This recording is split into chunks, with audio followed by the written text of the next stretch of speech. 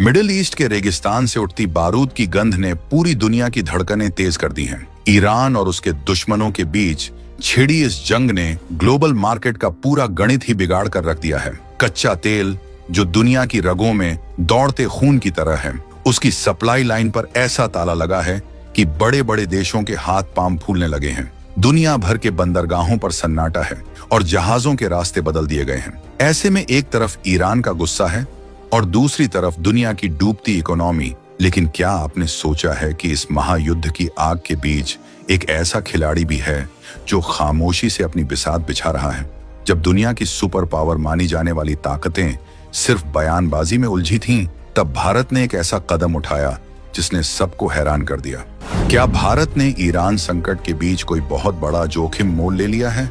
क्या बांग्लादेश के साथ भारत का ये नया आयल गेम किसी बड़े तूफान की दस्तक है? ईरान के साथ चल रही इस खतरनाक जंग ने पूरी दुनिया को दो हिस्सों में बांट दिया है। सप्लाई चेन पूरी तरह ठप है और कच्चे तेल की कीमतें आसमान को छू रही हैं। ऐसे माहौल में जब हर देश अपना स्टॉक बचाने में लगा है, तब भारत ने अपने पड़ोसी देश बांग्लादेश की तरफ मदद का हाथ बढ़ाया है। लेकिन रुकिए, ये सिर्फ एक साधारण मदद नहीं है, ये एक बहुत ही गहरी और सोची समझी डिप्लोमेसी है। ईरान संकट की वजह से बांग्लादेश में हाहाकार मचा हुआ था। पेट्रोल पंपों पर लंबी लंबी कतारें लगी थीं और देश की बिजली व्यवस्था ठप होने की कगार पर थी। तभी भारत ने एंट्री मारी और तय किया कि वो बांग्लादेश को 45,000 टन डीजल भेजेगा। अब सवाल ये उठता है कि जब पूरी दुनिया में तेल की किल्लत है, तो भारत अपना खजाना क्यों खोल रहा है?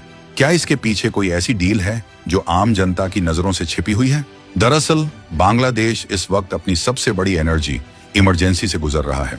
मार्च 2026 का ये महीना उनके लिए किसी बुरे सपने जैसा साबित हो रहा था।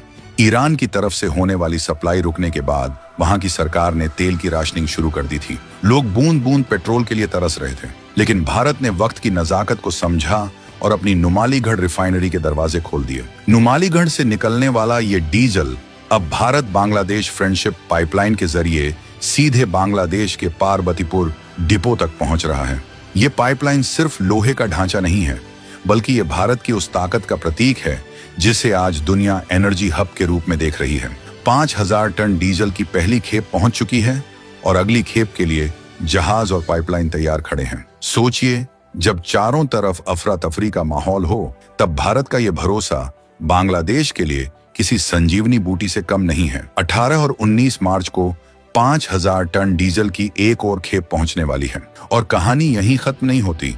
इसके अलावा 40,000 टन डीजल के आयात का प्रस्ताव भी पाइपलाइन में है, यानी उसकी प्रक्रिया तेज कर दी गई है। भारत जानता है कि अगर पड़ोसी के घर में अंधेरा रहा तो उसकी आंच उस तक भी आएगी। इसीलिए भारत ने अपनी पूरी ताकत लगा दी है ताकि बांग्लादेश में ईद का त्योहार फीका न पड़े। बांग्लादेश सरकार ने जो राशनिंग लागू की थी, उसे अब भारत के इसी भरोसे के दम पर हटा लिया गया है। लेकिन क्या यह सब इतना आसान था? ईरान की जंग के बीच इन जहाजों को सुरक्षित निकालना और सप्लाई को बनाए रखना किसी मिशन इम्पॉसिबल से कम नहीं है। भारत का ये गेम प्लान बहुत ही सॉलिड है। एक तरफ जहां चीन अपनी चालें चलने की कोशिश कर रहा था, वहीं भारत ने अपनी पाइपलाइन डिप्लोमेसी से उसे मीलों पीछे छोड़ दिया है। ये जो 131.5 किलोमीटर लंबी पाइपलाइन है, ये आज बांग्लादेश की लाइफलाइन बन चुकी है। पश्चिम एशिया यानी मिडिल ईस्ट में जो तनाव है, उसने पूरी दुनिया को डरा रखा है। लेकिन भारत की नुमालीगढ़ रिफाइनरी दिन रात काम कर रही है ताकि दक्षिण एशिया में स्थिरता बनी रहे। ये भारत का वो आत्मविश्वास है जो बताता है कि हम अब सिर्फ अपने लिए नहीं, बल्कि पूरे रीजन के लिए एक गार्जियन की भूमिका में हैं।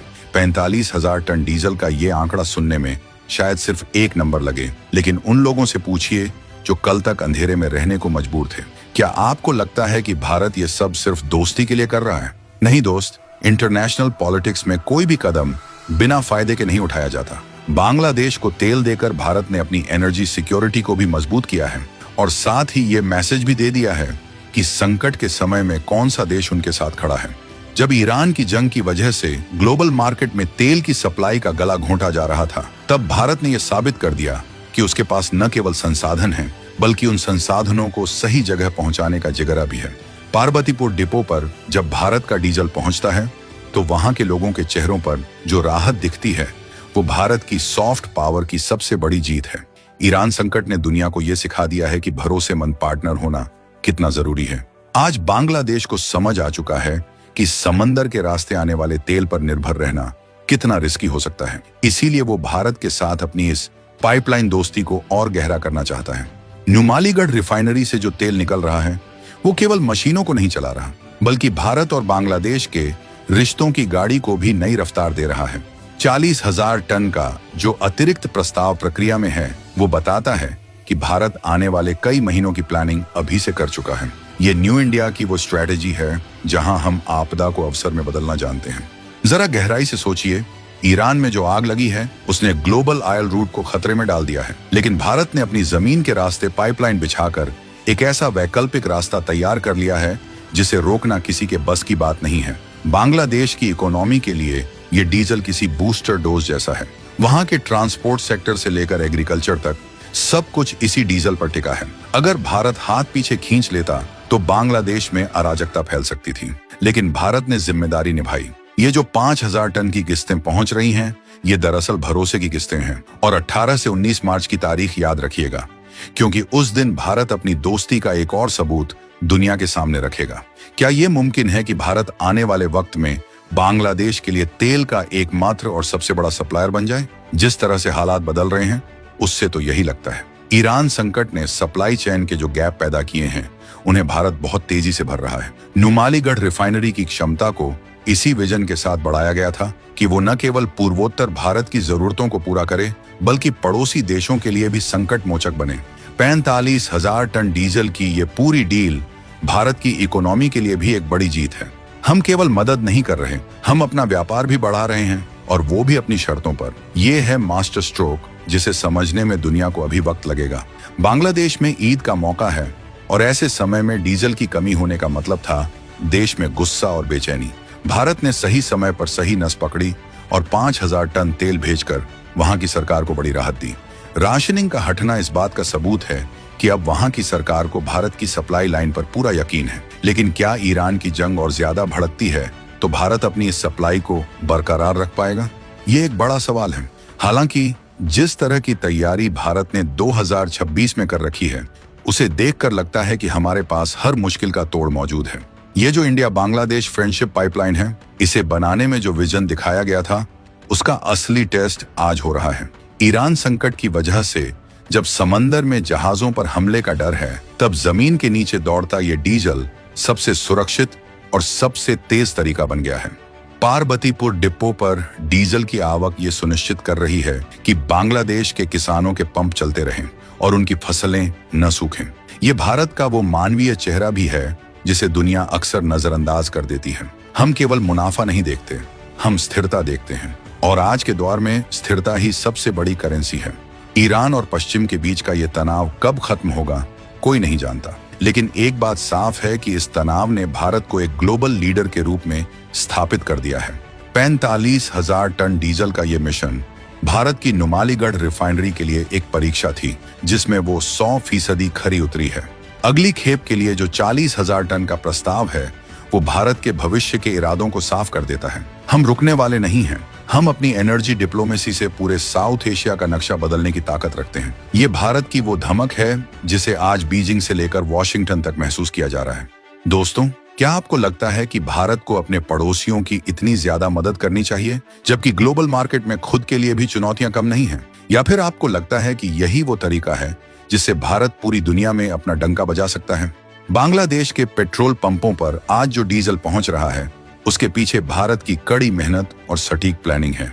18 से 19 मार्च को आने वाली खेप के बाद बांग्लादेश की स्थिति और भी सुधर जाएगी। भारत का यह गेम प्लान उन लोगों के लिए एक करारा जवाब है जो सोचते थे कि भारत अपनी सीमाओं के बाहर प्रभाव नहीं डाल सकता। ईरान संकट ने भले ही दुनिया को डराया हो, लेकिन भारत के लिए यह अपनी ताकत दिखाने का एक मौका बन गया है। 45,000 टन डीजल की यह कहानी सिर्फ एक व्यापारिक डील नहीं है, बल्कि ये भारत के स्वाभिमान और उसकी बढ़ती ताकत की दास्तान है। नुमालीगढ़ से पार्बतीपुर तक का ये सफर भारत की नई पहचान है।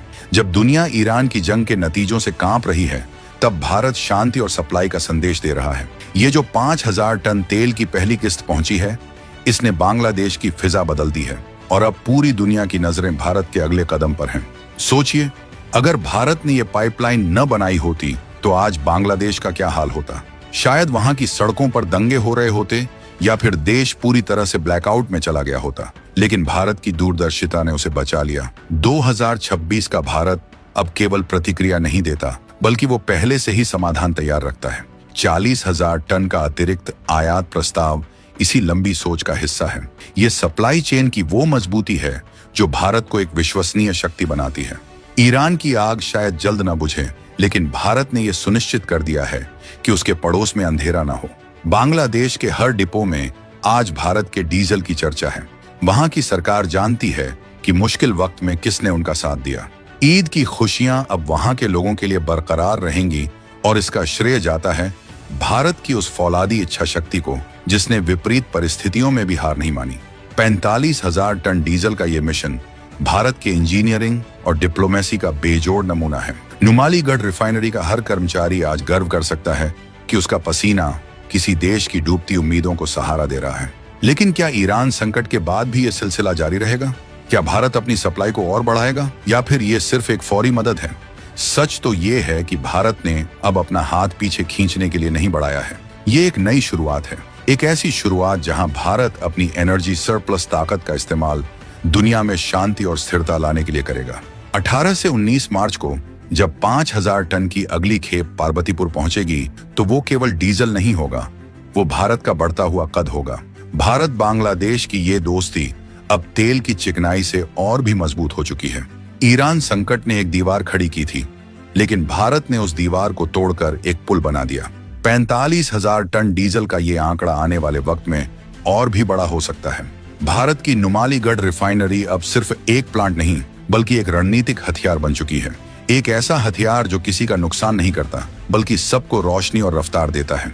दोस्तों, भारत का ये मास्टर स्ट्रोक आपको कैसा लगा? क्या भारत को इसी तरह अपने संसाधनों का इस्तेमाल ग्लोबल पॉलिटिक्स में अपनी धाक जमाने के लिए करना चाहिए, या फिर हमें सिर्फ अपनी घरेलू जरूरतों पर ध्यान देना चाहिए?